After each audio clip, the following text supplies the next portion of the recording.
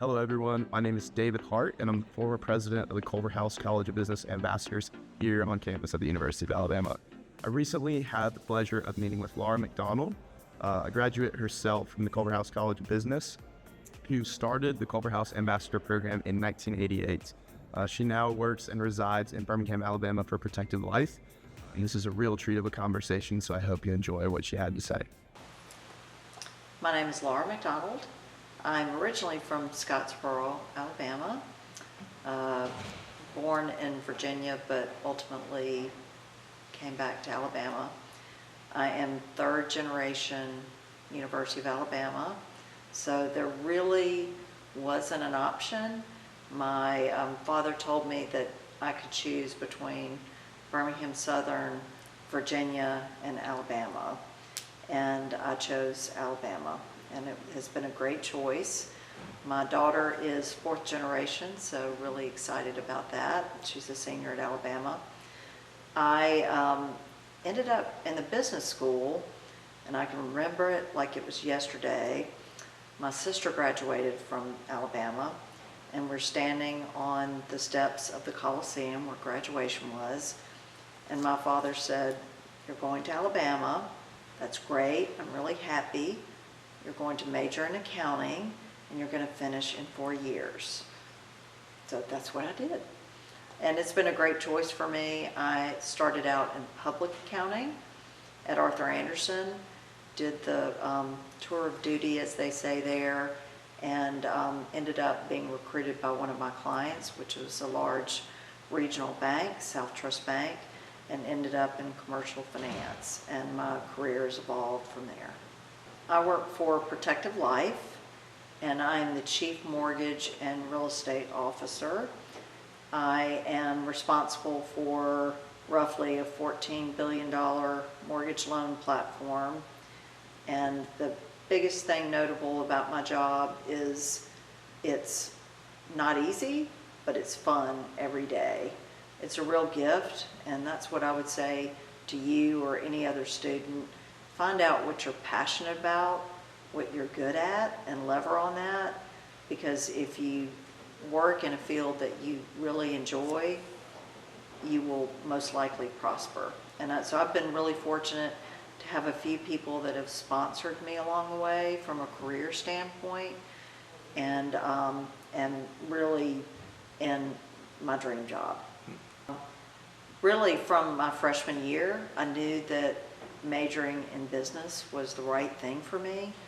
I have a natural acumen, if you will, from math, so really enjoyed that. But I wanted to figure out a way to get more involved with the school directly. So I asked Dr. Mason if I could work in the dean's office, and started from there, and then really thought about ways that I could try to enhance the school by recruiting more students to be a part of the College of Business. I thought it was the best college, frankly, at the university, and I still do. But for me, that part was missing, of really the student engagement part. And so that's where I felt like I could add value. From a scholastic standpoint, I always enjoy the work, except for statistics. I didn't like that. But I don't really know anybody that does. Do you? No. But I really enjoyed working in the dean's office, and it gave me a better sense of how the students could be more engaged with the college. And that's really where Culverhouse Ambassadors, then known as Bidgood Ambassadors, got its start.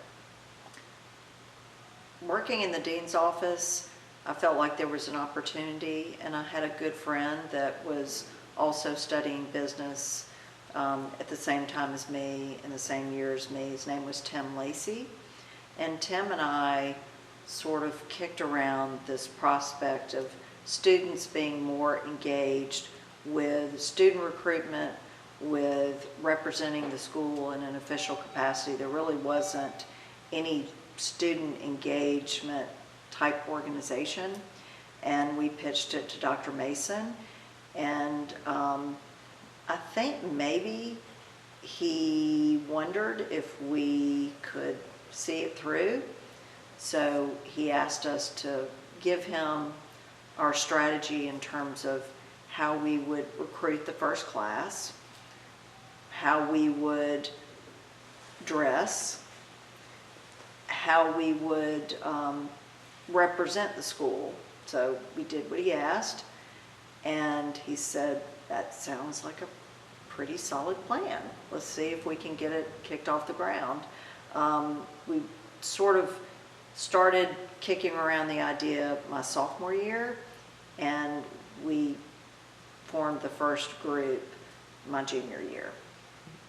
And it was definitely a blank sheet of paper, which may sound daunting at your age, but that's really where great ideas begin, is being able to start from scratch and making something your own.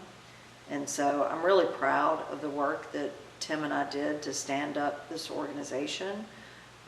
Again, it was known as Bidgood Ambassadors then, but I think we really created something special that helped us for sure, but I think it helped people like you also, because to me, in business, the university does a great job teaching you the academic part of it, but equally as important are things like character, doing what you say you're going to do, how you present yourself, how you communicate with others. And I felt like this organization taught me a lot, and I think it's been replicated since then, which I'm maybe a little embarrassed to say.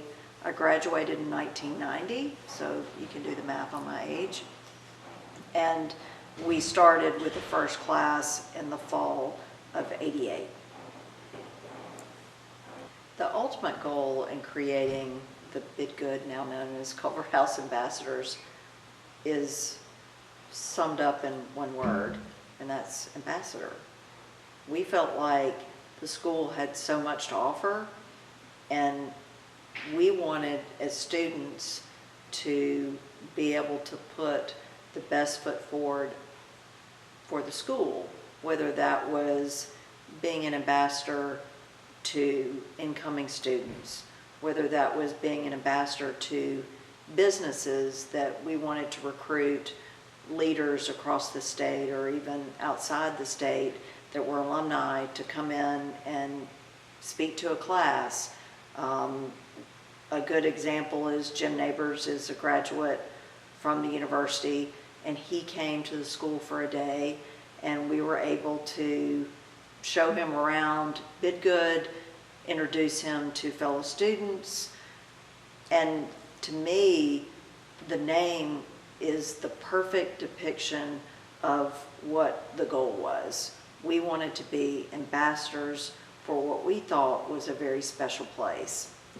I don't know if you have a budget as president of this organization, but when we met with Dr. Mason, we didn't have one. So one of the biggest challenges was, how would we stand up this organization, and how would we do that in a professional way? And one of the biggest challenges was, how would we dress? So I got the idea that we could sell turkeys to raise money, which sounded great in theory. It ended up being great, but logistically it was very interesting, because we had to get with Ferguson Hall and actually find a place to store the turkeys after they were brought here as we delivered them. But that led to us being able to go to Bowden, Georgia, to a suit outlet that I think is maybe still in existence, and get matching red blazers and skirts for the women and pants for the men. We had no budget, and so part of the challenge for us was, candidly, okay, you have an idea, and in a way, I think it was a teaching lesson from Dr. Mason of, you have this blank piece of paper, you have a great idea, but how are you going to execute it?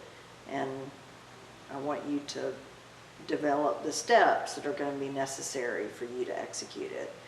And so it was a great learning lesson, but it also was a great opportunity for us. And I'm really proud that it's something that has continued on, and people like you have benefited from it, but also been able to represent our school, because it's so different than it was when I was here, and we have so many more things to be proud of.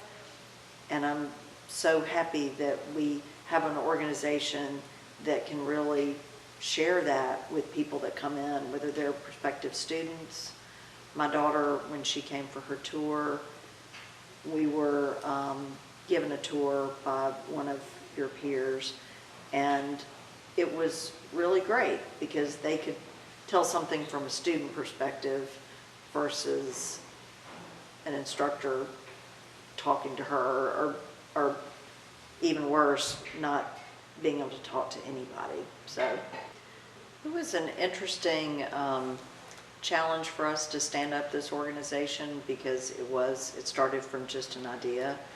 And I will say that we had a lot of support from Dr. Mason and a lot of support from the different departments. I think our first class was around 18 people, if my memory serves, and it has been a minute, so give me a little bit of grace on that.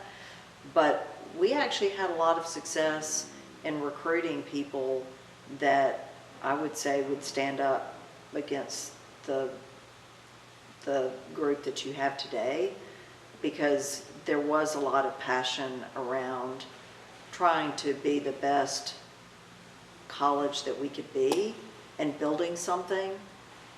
Certainly the development here is not because of what we did, but I think we were a part of it, and that feels pretty good. We did a, I don't even know what you call it, but is it the President's Cabinet or whatever?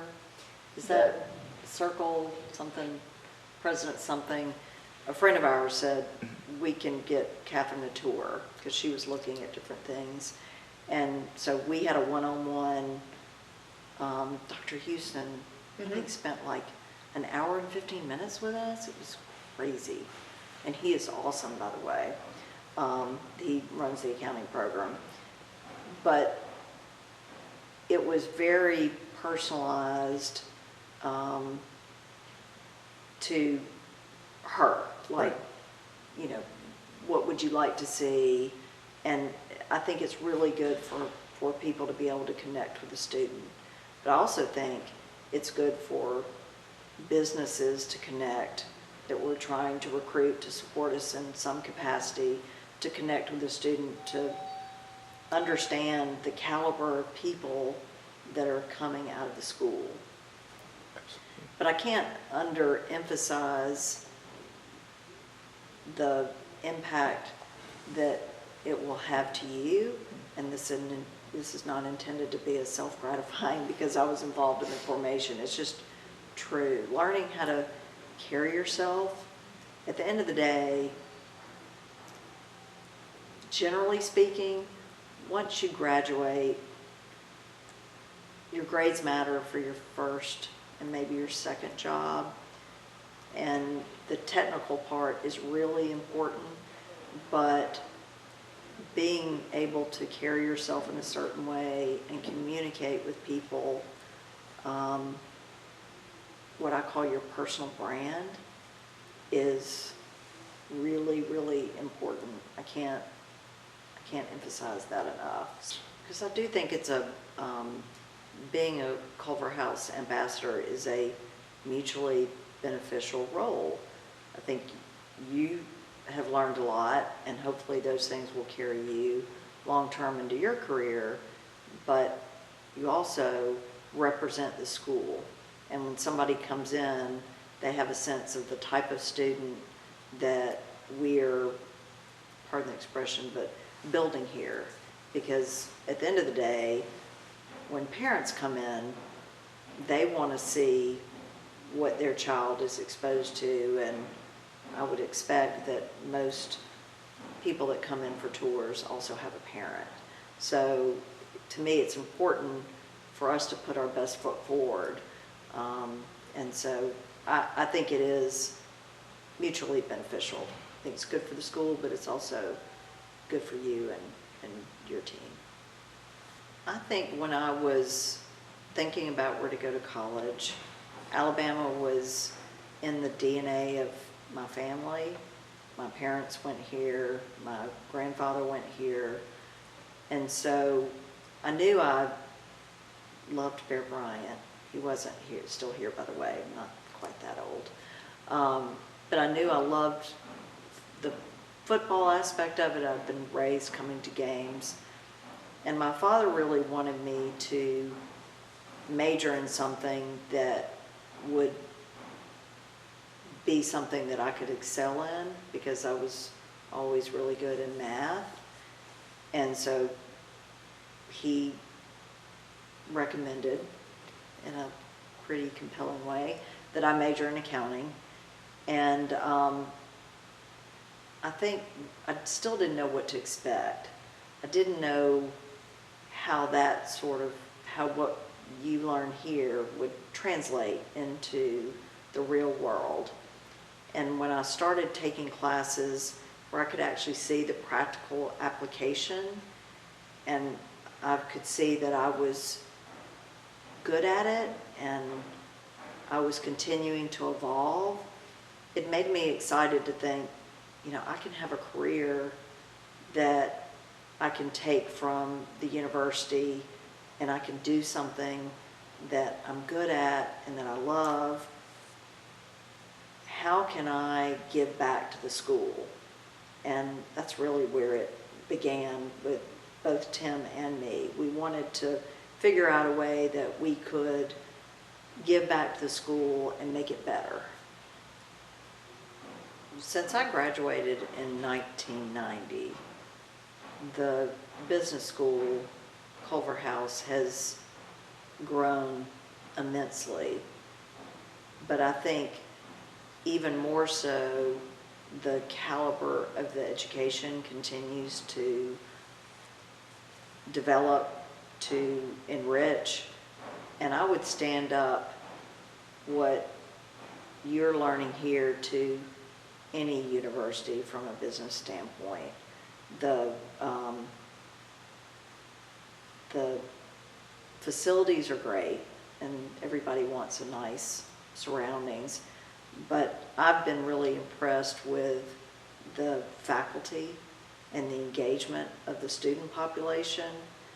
So if I were to reflect on what my contribution might have been in founding this organization, I feel really proud, because I do think it's been good for the school. But again, I think equally I'm proud that I think it's helped develop people like you that will serve you for the rest of your adult life. I mean, it's going to serve you in business, but it's also, I think, going to serve you in the other things. One of the things that I like to say is that my time is my most valuable commodity. It doesn't mean my time is more valuable than yours. It's just I have a finite amount of time in the day, and how I choose to spend that is basically my personal capital, to borrow a business term. And for me, I think this organization taught me about wanting to pick what I want to be engaged with and see how I can make a difference. And that's what I've done in my adult life.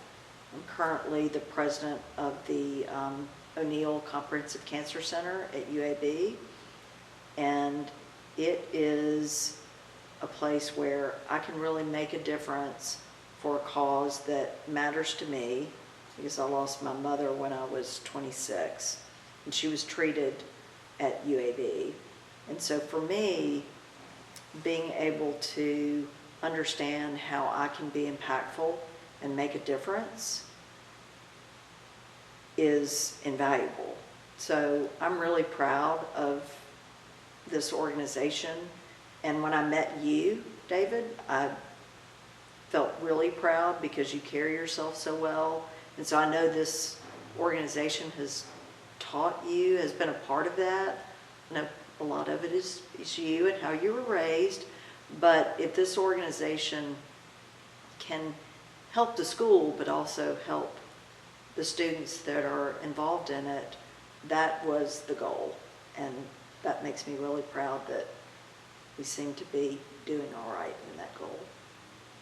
My advice to the current class of Culverhouse Ambassadors, whether they're freshmen or seniors, is to really lean into the program and what it can do for you from a connection standpoint, from how you carry yourself standpoint. There's nothing more valuable than your own personal brand. And that goes from your intelligence, from how you communicate with people. There's no price you can put on learning how to communicate effectively with other people. And so my advice would be to really lean into that and realize the value of relationships and the value of how you present yourself to other people, because at the end of the day, all you have is yourself and how you carry yourself, how disciplined you are in terms of your work ethic. And I do feel strongly that this program gives you a unique view into how that will translate into a professional career. And I think the relationships that you make along the way are also equally as valuable in terms of the businesses that you connect with, whether it's through the Board of Visitors or people that are coming for a tour. I can't stress the value of those relationships enough, because I do think that, again, going back to personal capital, cultivating and maintaining those relationships, learning the value of writing a thank you note, because people will remember that and that will distinguish you. So my advice would be to make the most out of this experience.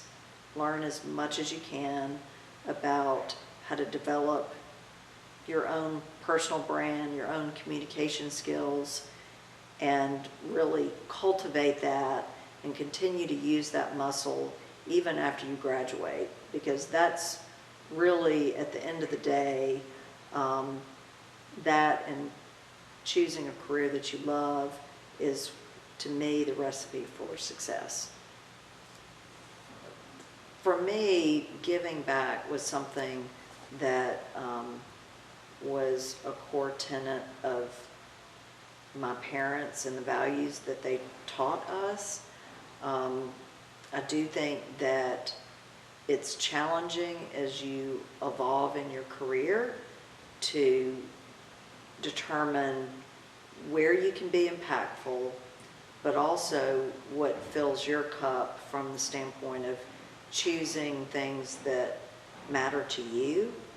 Because when you are developing a career, you'll think the busiest time will be the first 5 years when you're working really hard to establish yourself as a working professional. But with seasons of life, whether you have a family or friends or hobbies, as you evolve in your career, those things become more demanding. So really the challenge is determining what is valuable to you and where you choose to spend your time. And I'm really excited about, I'm new to the Board of Visitors, I'm really excited about the opportunity to give back to the school. With my job, I probably am one of the, I'm trying to think how the best way to say this, I'm probably one of the people that has the largest sphere of influence in the commercial real estate world, just because of the size of our portfolio. So I'd like to become more involved there.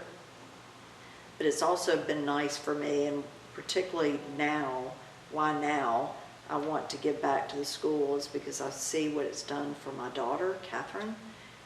And to me, I want to do something that will continue to allow the school to help other students, because I see what they've done for her. Dr. Houston has taken such an active role in her engagement, and it really makes me proud to have been a student here and to have seen how the college has evolved and how it continues to give back to their students. So for me, I really want to see how I can give back to the school that gave me so much.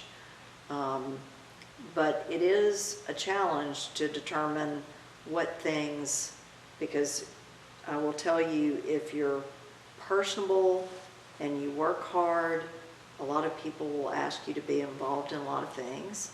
And so the challenge is to really figure out where you can add the most value, but also if you do things that you love, they're not as hard. If I don't say anything else, remember that one, because I work extremely hard and I'm in a very demanding job, but I love what I do and I love my team.